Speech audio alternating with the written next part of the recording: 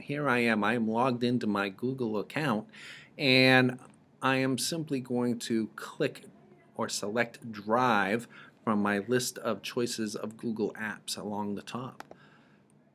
And when I do, I see all the items I have in my Google Drive, but what I'm going to be doing is creating something new. So I'm going to go to the Create button, and I'm going to select Form. Now let's take a look up at the top. I have some choices here with these little check boxes, and I can allow users to edit their responses, which means that at any point in there while they're taking the quiz, they can go and edit them. I have already checked off by default, require Lake Region School District sign-in to view this form. That means that they have to have a Google Apps account within the Lake Region School District in order to be able to even see the assessment. If I was looking to get some information from teachers from throughout the state or around the world, I would uncheck that, and that would allow anybody who happened to come across my quiz to be able to take that and submit answers. Automatically correct respondents Lake Region School District username. I do this, and I do this because it's a time saver. I don't have to waste time changing my first question so that I'm asking them to type in their first and last name. So what I'm going to do is I'm going to create a solar system quiz. So where it says untitled form, I'm just simply going to replace that with solar system. So I'm going to put quiz here. Then down below I have a text box here where I can include any information that I might want to give students that would help them with this quiz. It might be special directions for answering. It might be just something as simple as reminding them to make sure that they click submit when they're finished.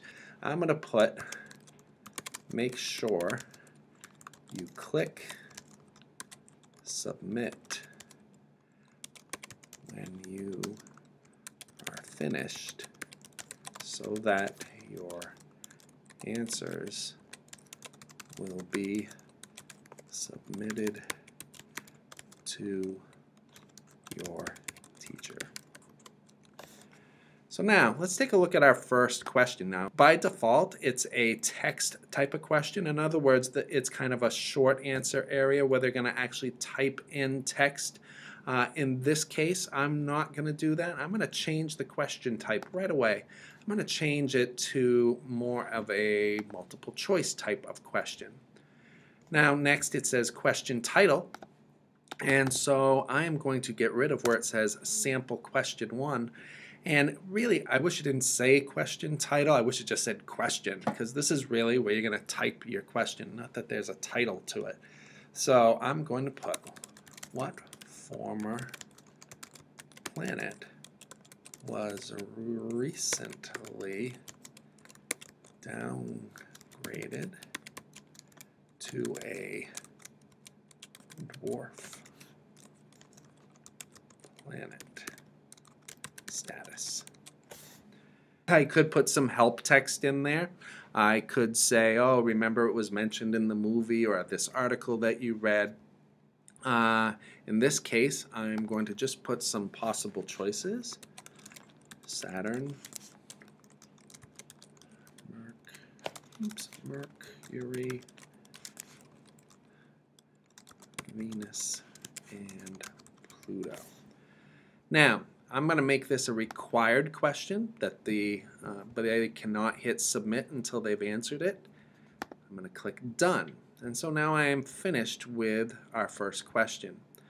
Now I'm going to hover over sample question 2, and there's nothing I can do here until I click the button here or I double click on it like I just did.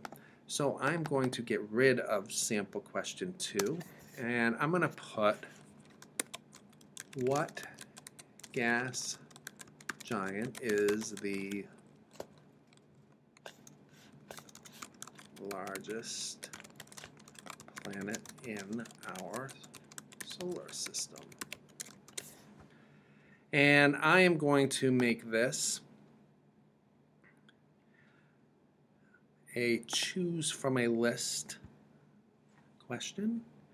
And so my choose from a list question, I will have, let's see, Saturn, Jupiter,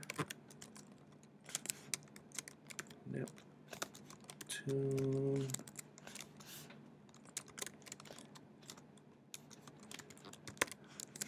and Uranus. Now notice I am not going to check anything off. It does not matter at this point what the correct answer is as long as it's there available. I'm going to click Done, and you can see that there's a drop-down menu here that students can use to select their answer. All right. Now, I've used the two questions that they started me out with. From here on out, if I want to add more questions, I am going to go up to where it says Add Item in the upper left-hand corner. And then I'm going to do check boxes for our next one. And in this case, what I'm going to do is I am going to put in which planets in our solar system are inside of the asteroid belt. And then I'm going to put for help text, check all that apply. Next, I'm going to put my options in. So I'm going to put all of the planets in. Mercury, Venus, Earth, Mars, Jupiter,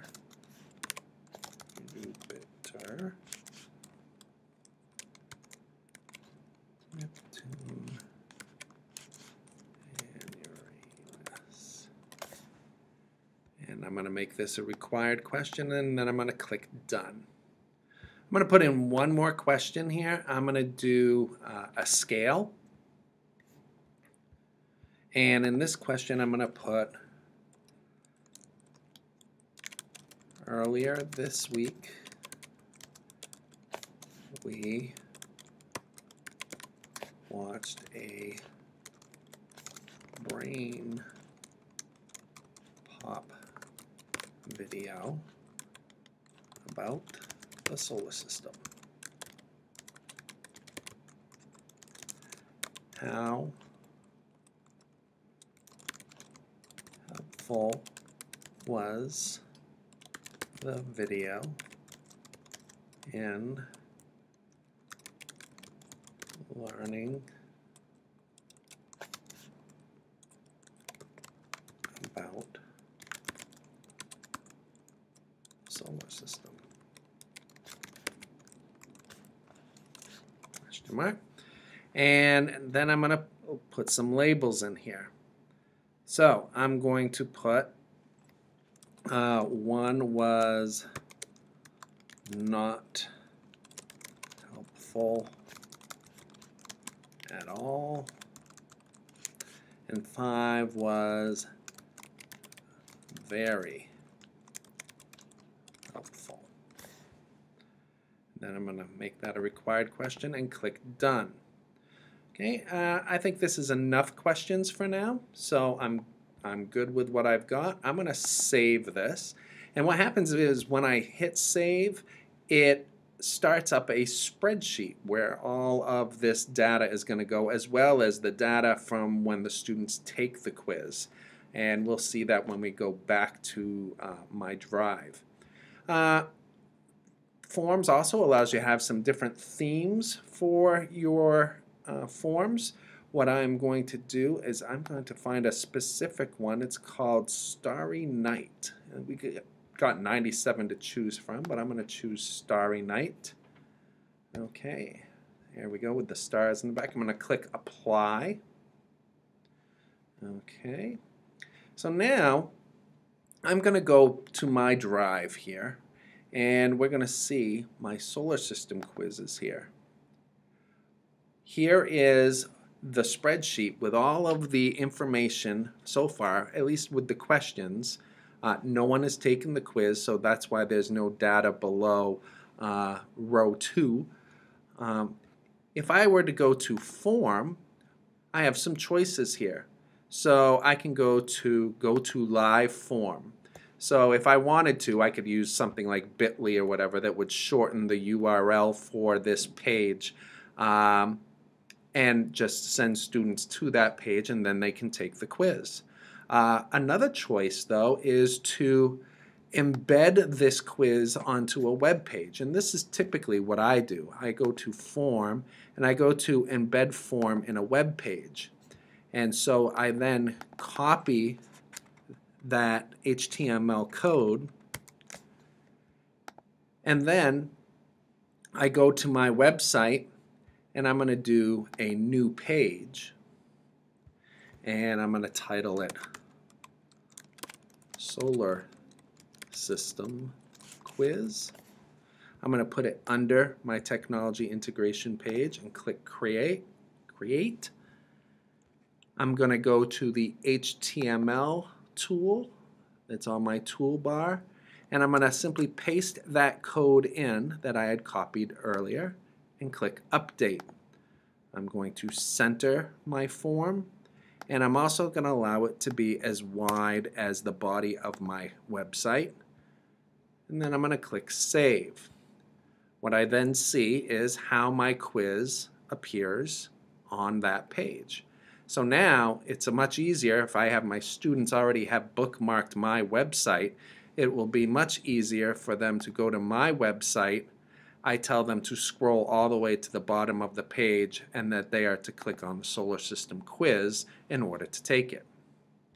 Which is a great lead in right now to that should be the next step, is after you've embedded your quiz or you've finished creating your quiz and you've got some link to it created for the students, the next thing to do would be for you to take the quiz so that all the correct answers are in there. Particularly if you are going to use the script called Flubberoo to do the correcting for you. If you're not going to do that with the Flubberoo, then you don't have to bother taking the quiz yourself, and you can just then direct students to go ahead and take the quiz. But I plan on using Flubberoo, or at least showing you how that works, so I'm going to take the quiz myself. So I'm going to go and take the quiz. What former planet recently downgraded? That would be Pluto. The gas giant that is the largest is Jupiter. The planets in the solar system inside the asteroid belt would be Mercury, Venus, Earth, and Mars. And earlier this week, now obviously there's no correct response for this particular question, so I might not have Flubberoo even answer that question. So I'm just going to put that as my opinion. I don't need a copy sent to me of my responses, and I'm going to click submit. So what happens is we see this, your response has been recorded, that's good, and then the kids can move on to other things. I, on the other hand, am going to look at my spreadsheet and notice, hey, look, all of my answers are there. Okay, it also has my username here on the side. It also has the day and time in which I took the quiz. Okay. All right, so the next thing we'll be doing is we'll be taking a look at the video that tells us how to use Flubberoo to grade a quiz or a Google form.